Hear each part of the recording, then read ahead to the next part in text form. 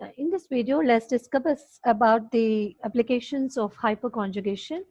In my previous video, I've already discussed about what is hyperconjugation. So let's see what are the applications of hyperconjugation. So we can explain the stability of carbocations, stability of free radicals, and stability of alkenes based on hyperconjugation here. Let's see the stability of carbocations. Here, the carbocation is the carbon species containing a positive charge. So the carbon atom in this carries a positive charge is a carbocation here. And if we see this tertiary carbocation, here this is stabilized by means of inductive effect, that is plus I effect, and also by hyperconjugation, that is plus Hc effect. Here, the hyperconjugation is based totally on the number of the alpha hydrogens here. So the carbon atom which is next to the of this positively charged carbon atom is alpha carbon, and the hydrogens which are attached to this alpha carbon are nothing but the alpha hydrogens here. So the total number of alpha hydrogens here are 9, because there are 3 alpha carbons here, and the hydrogens which are attached to this alpha carbon atoms are nothing but alpha hydrogens. So there are 9 alpha hydrogens. So the total number of resonance structures which are possible here are 9 more canonical forms other than the one which is written here. So 9 canonical structures which are possible here based on these 9 alpha hydrogens. So the more the number of the alpha hydrogens, the greater is the carbocation stability. This is because the more number of resonance structures are possible here. So the number of alpha hydrogens is directly proportional to the stability. So the more the number of alpha hydrogens, the more stable is the compound. Here the effect which is seen is the plus Hc effect, because the hydrogens, alpha hydrogens here are the donating the electrons into the system. So let's see the stability of different carbocations based on this hyperconjugation. When we come to the different carbocations here, tertiary, secondary, primary, and then methyl carbocation, we see that tertiary is more stable than secondary, then comes primary, and then the methyl free radical. This is because one is inductive effect and the other is a hyperconjugation here. So this is the alpha carbon. The total number of alpha hydrogens are 9 here. So I've just now discussed this. The 9 alpha hydrogens are these alpha hydrogens are also called as hyperconjugable hydrogens. So 9 alpha hydrogens or 9 hyperconjugable hydrogens. There are 10 structures which are possible for this. Each hydrogen is responsible for one different resonance structure here. And the total number of alpha hydrogens here are 6 here. Attached to these 2 alpha carbon atoms. So the carbon atom which is next to the positively charged carbon atom is alpha carbon, and the hydrogens which are attached to this alpha carbon are alpha hydrogens. So 6 hyperconjugable hydrogens, so 7 structures which are possible here. And here is only 1 alpha carbon atom, so 3 alpha hydrogens, 3 hyperconjugable structures, hydrogens, so 4 canonical structures, and there are no alpha hydrogens, so no more canonical forms which are possible here. So the stability is mainly dependent on the number of the alpha hydrogens. So the more the number of alpha hydrogens, the more stable is the compound, because the number of the resonating structures increases. So the stability also increases. Let's see the structures in each of these resonance structures for each type of carbocation. For tertiary butyl carbocation, we have already seen that there are 9 alpha hydrogens. So if we take particularly for this carbon atom, there are 3 alpha carbons, 1, 2, and 3. For this carbon atom here, 1, 2, and 3 hydrogens taking part in the resonance in 3 different structures, resulting in 3 different resonance structures.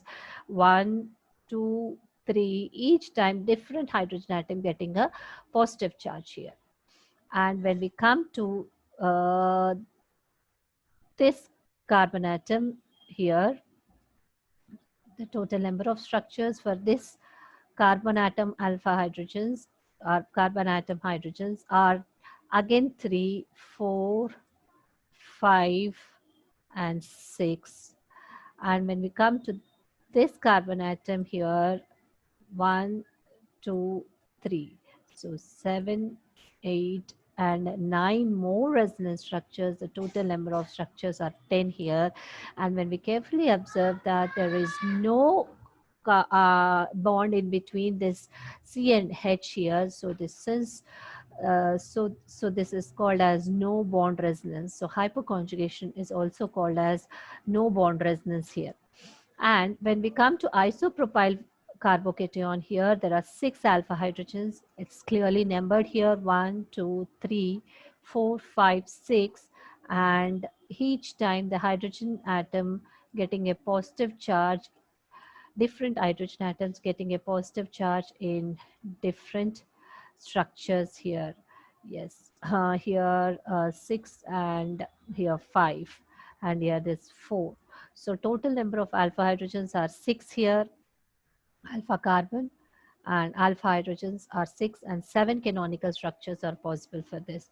When we come to the ethyl carbocation, there are only 3 alpha hydrogens here because only 1 alpha carbon atom and 4 resonance structures possible for this, with 3 hydrogen atoms participating in the resonance. And when we come to the methyl carbocation, there is no canonical forms which are possible because there are no alpha hydrogens.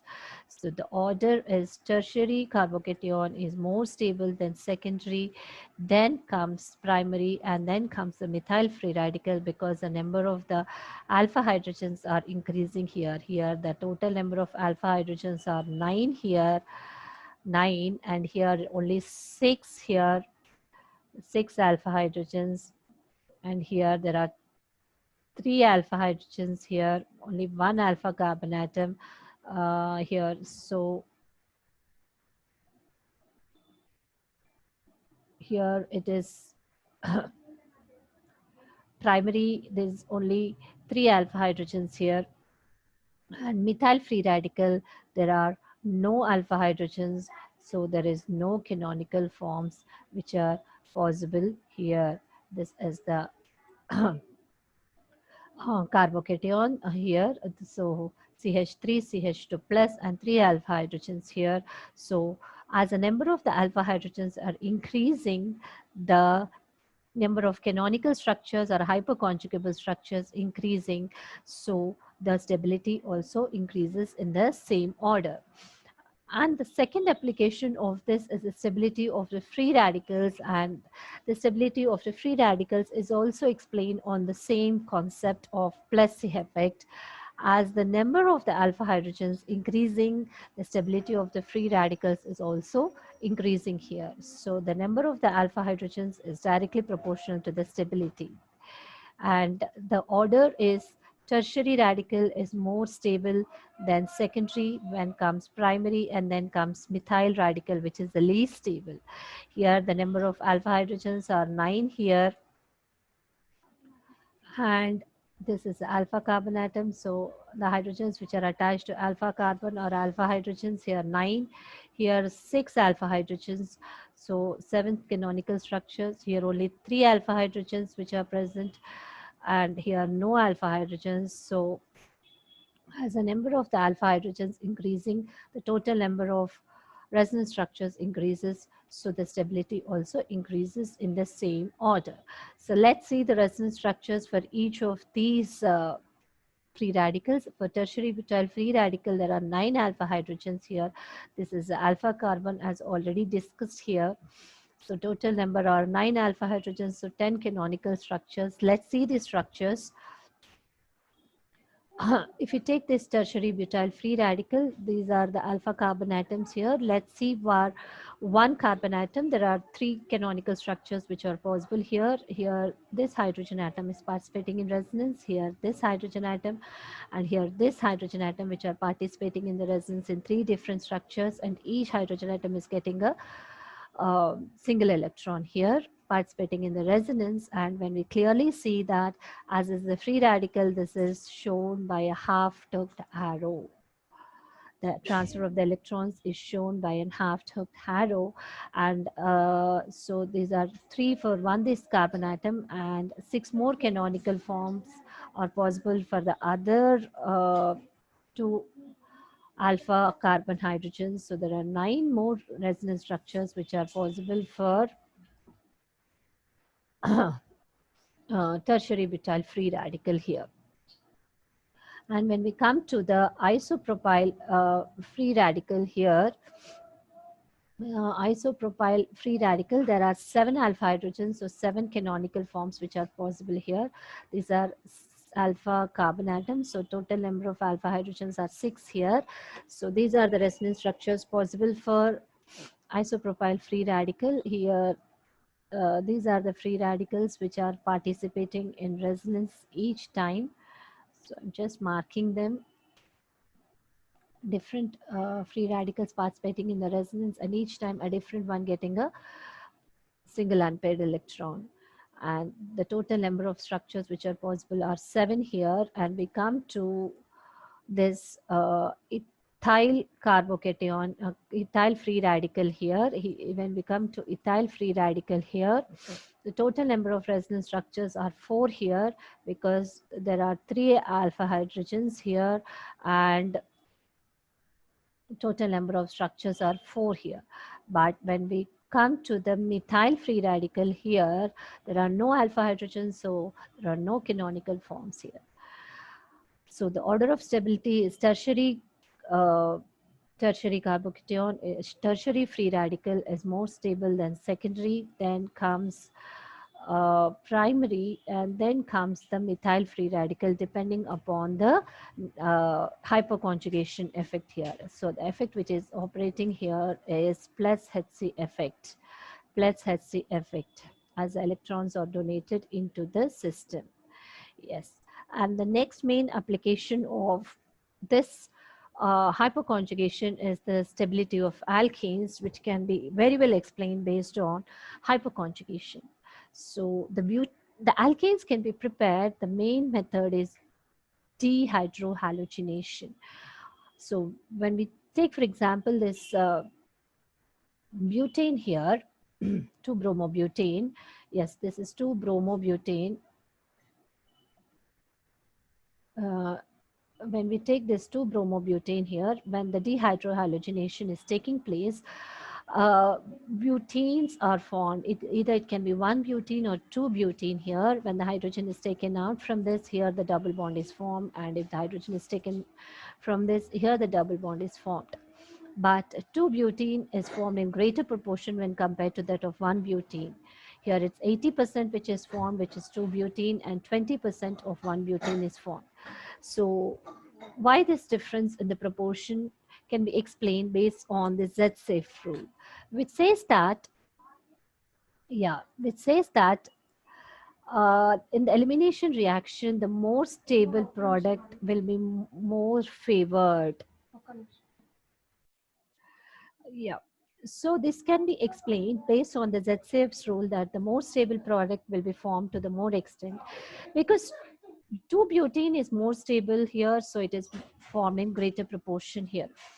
This can be explained based on the heats of hydrogenation values, and also by the number of the alpha hydrogens, that is based on hyperconjugation here. So the more stable alkenes have lower heats of hydrogenation. So 2-butene has lower heats of hydrogenation, so this is formed to a more extent. Based on these heats of hydrogenation values, so this can be explained. So this has lower heats of hydrogenation values. So lower heats of hydrogenation values. So this is formed to a more extent, as 2-butene is more stable than 1-butene. So the other way to explain the stability and the greater and the different proportion it is formed during the elimination reaction is based on the number of the alpha hydrogens here. Here in 1-butene, when we look at it, this is the alpha carbon, the carbon which is next to the double bonded carbon is the alpha carbon here. So the number of alpha hydrogens are 2 here. When we come to this 2-butene, the number of alpha hydrogens are 6 alpha hydrogens here. There are 2 alpha carbon atoms here. The carbon atom which is next to the double bonded carbon atoms are 2 carbon atoms here. So there are 2 carbon atoms, alpha carbon atoms. So 6 alpha hydrogens which are present here. So the more the number of alpha hydrogens, the more stable is the compound, because the more stable, the more is the hyperconjugation.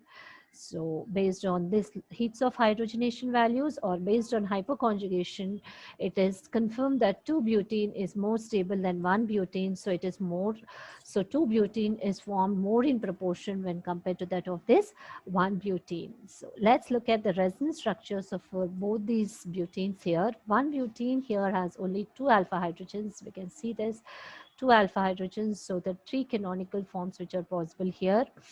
And so this is alpha carbon atom. These two are alpha hydrogens. So 1 and 2. So total number of structures which are possible are 3 here. And when we come to 2-butene here, so 2 alpha carbon atoms here, so 6 alpha hydrogens, so 7 canonical forms are possible here. When we look at for 1 alpha carbon atom and the hydrogens on this, the number of structures which are possible for it are, so for this alpha hydrogen I'm showing here, so 1, 2 and 3. So for the other carbon atom, 3 more structures are possible. So the total number of canonical forms are 7 here. So 2-butene is more stable than 1-butene based on the hyperconjugation. This can be explained. And yes, in the same way, 2-pentene is more stable than 1-pentene based on the hyperconjugation here. When we come to 1-pentene here, the number of alpha hydrogens are 2 alpha hydrogens here. And when we come to 2-pentene here, the number of alpha hydrogens are 5 alpha hydrogens here. So the canonical forms which are possible for 2-pentene is more when compared to that of 1-pentene. So 2-pentene is more stable than 1-pentene.